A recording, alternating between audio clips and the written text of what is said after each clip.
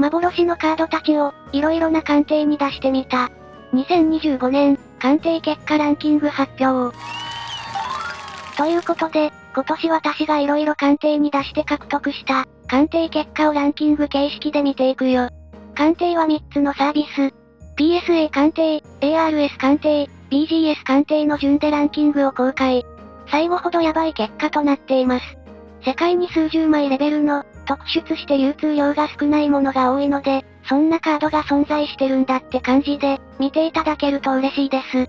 参考相場なんてものも、存在しません。では PSA 鑑定編第11位。バイス・シュバルツ。2020年、このスバリエディット。アクアの二次サイン。存在する PSA10 は7枚。これは金サイン版と、再録版の二次サイン版が存在していて、より流通の少ない二次サイン版です。個人的には希少度は普通。では第10位。絶版 TCG、プレシャスメモリーズ。物語シリーズ、おののき世継ぎ、SP。私が好きなキャラで嬉しかったカード。今年、トレードで譲ってもらいました。最初の PSA10。では9位、リバース 4U。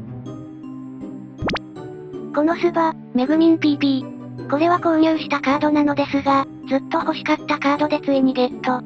水着メグミンの二次サインという最高すぎるサインです。PSA10 は12枚、意外と少なかった。第8位、絶版 TCG の、カオス TCG です。ストライクウィッチーズ、ネソベルサーニャ、SP。これも購入したカード。傷ありすら見つからず諦めていたのですが、オークションでたまたま流れていたのをゲット。とにかくイラストが良くてお気に入り。第7位、バイス・シュバルツ、かなり長く探したカード。ラブライブ、心からのメッセージ、矢沢ニコ、SP。ラブライブは初代だけ思い入れがあり探したカード。備品が全く存在せず、流通も皆無で、苦労したカードでした。PSA10 も世界にこの1枚のみ。第6位、絶版 TCG、プレシャスメモリーズ。物語シリーズ、推しの忍、坂本真綾さん直筆サイン。推しの忍が大好きで、忍の直筆サインの中で、一番好きなイラストで嬉しかった。その後に未開封の直筆サインを見つけたので、2枚コレクションしています。第5位、絶版 TCG、ビクトリースパーク。かなり見つけるのが難しい TCG。2012年メルルのアトリエ、トトリコと、トプーリアヘルモルト、SP。これも購入したカード。ゲームも好きで、なんといってもイラストと加工が美しすぎる。入手難易度がかなり高く、お気に入りです。4位、リバース 4U。時々ボソッとロシア語で出れる隣のアーヤさん、シリアルナンバーレア。ナンバー1。世界に30枚限定シリアルの中の、ナンバー1という運命的なカード。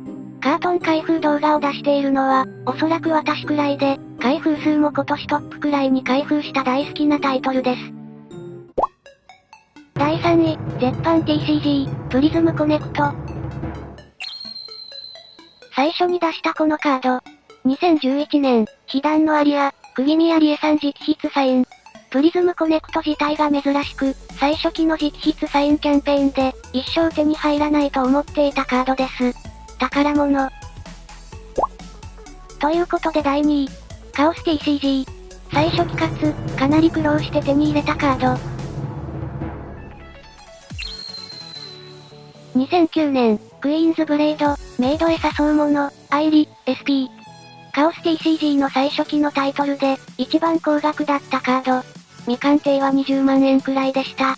作品が好きで、今年ブルーレイボックスを買ってアニメを見返したり、とても楽しませてもらった作品です。1位とほぼ同じくらいのお気に入りです。ちなみに PSA10 でフルコンプ目指しています。2年以上探して達成できてないので、カオス TCG の中でも最難関。では PSA 鑑定編第1位。FFTCG です。ライトニング、サイン付きスペシャルです。なんと2024年のカードにもかかわらず、発売日から探して1年かかりました。1年間探し続けて、まだ10枚も流通を見かけていません。初動で買い逃して見つけることができず、今年ついに秋葉原で15万円くらいで発見、即決でした。大好きなゲームでもあり、本当に嬉しかったです。初期傷も多いので、銃はガチの宝物。ということで、PSA 鑑定編のトップ3はこんな感じでした。興味あるものがあれば、ぜひ探してみてほしいです。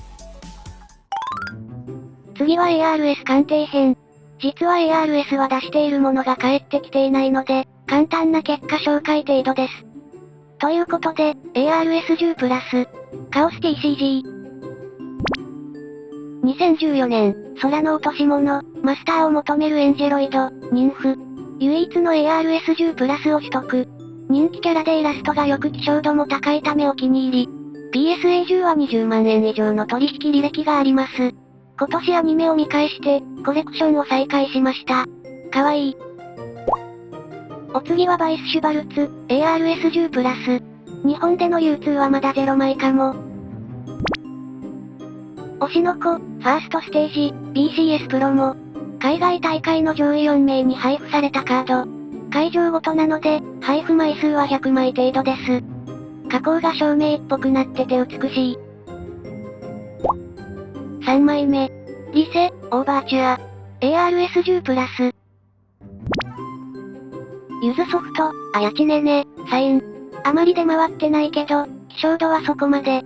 ARS10 プラスも簡単。次はバイスシュバルツ。ARS10 プラスですが、難易度の高い救済弾のカードです。2013年、とある科学のレールガン、学園都市、黒子、SP。救済弾の ARS10 を取ってみたかった。奇跡的なコンディションで、唯一の ARS10 プラスです。最後も同じバイスシュバルツ、救済弾の ARS10 プラス。2012年、ゼロの使い魔、聖国のルイズ、サイン。私の大好きなカードです。保護ケースを見つけたので、入れているよ。難易度的に、ARS10 プラスは二度と生まれない気がする。ということで、ここからは BGS 鑑定、今年最も力を入れた鑑定です。まずはトップ10以外を一気に見ていくよ。デートアライブ、ちょっとエッチなアルバイト、くるみ、SR。イラストが可愛いから撮ってみました。リセ、オーバーチュア。ゆずソフト、稲葉めぐる、SP。なんと、秋葉原で売ってたので購入、可愛い。ここら辺はダイジェスト。角川スニーカー文庫、鈴宮春日の憂鬱、長門、ダブルサイン。これは元救済弾なので、ブラックラベルは結構ヤバめ。大好きな一枚です。お次。電撃文庫、86、レイナ、SP。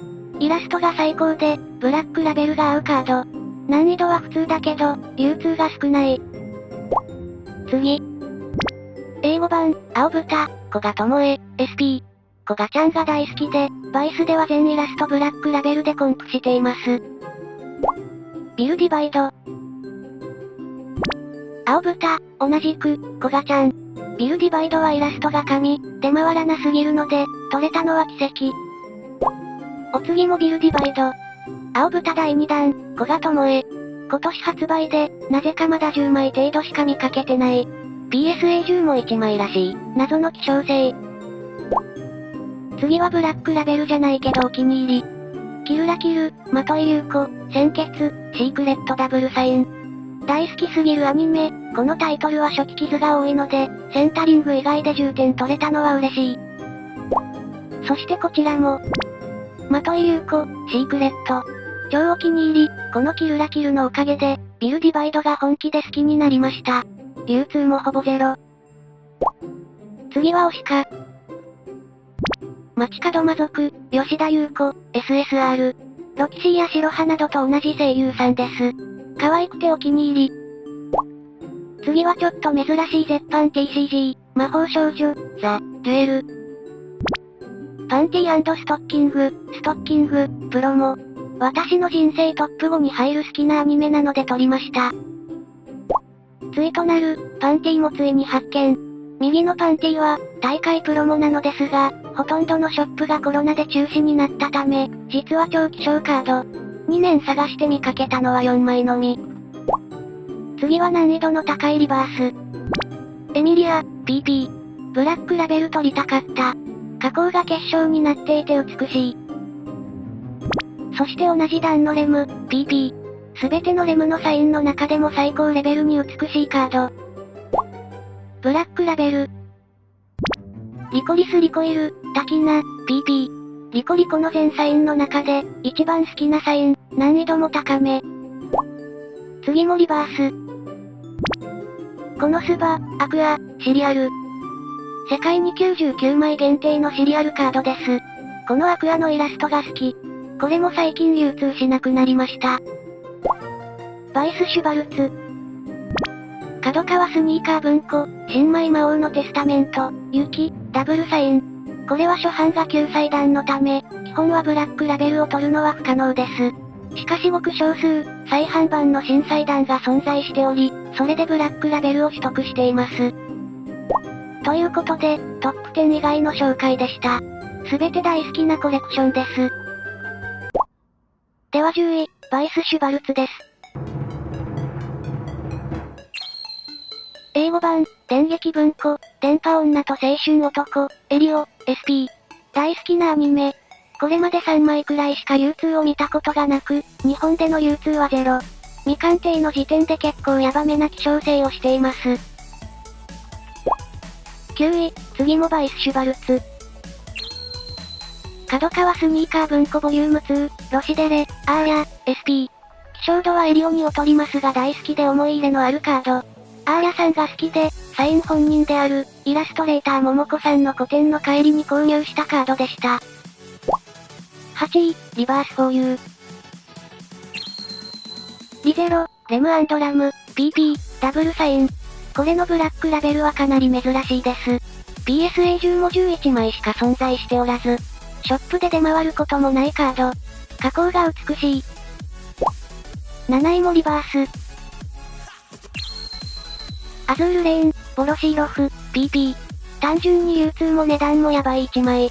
とにかくイラストも完成度が高い、数あるアズールレーンのサインでも、一番イラストが好きです。ゲームはシリアスが相棒なんだけどね。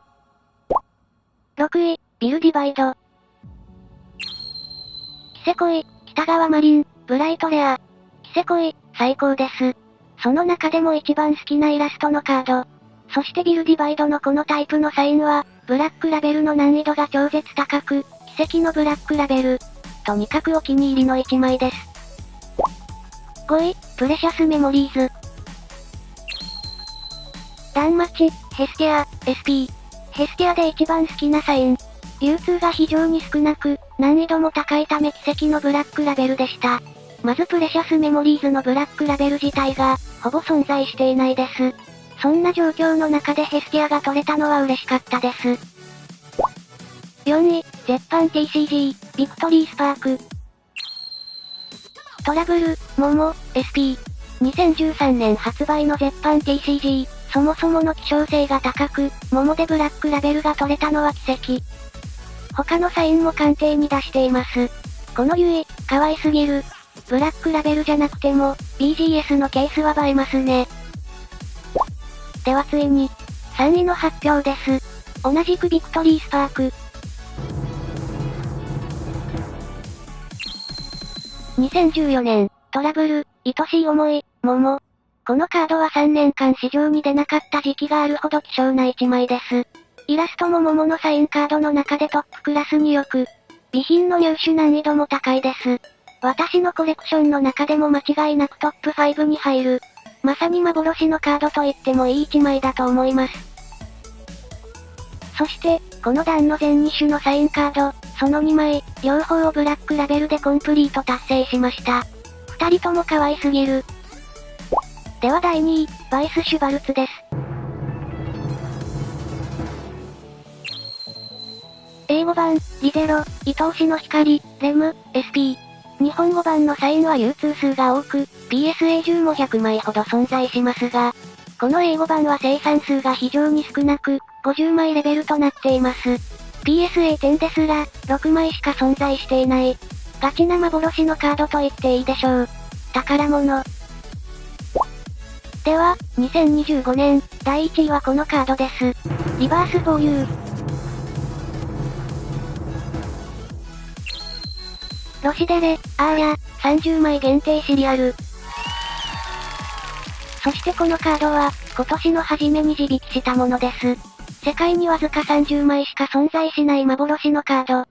イラストも作品も大好きなだけに、自引きできたことは最高の思い出です。今年引いたカードの中で一番嬉しく、鑑定結果も一番嬉しかった1枚でした。ということで、BGS 鑑定編のトップ3はこちらでした。紛れもなく一軍入りと言っていいでしょう。ということで、2025年の鑑定結果や購入したものの紹介でした。カードもですが、BGS 鑑定の結果としても、なかなか珍しい光景だったのではないでしょうか。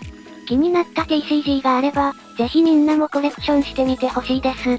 来年はどんなカードに巡り会えるのか、楽しみです。普段は開封動画メインなので、そちらも楽しみにしておいてほしいです。チャンネル登録、高評価、コメント、いつも励みになっています。ではでは。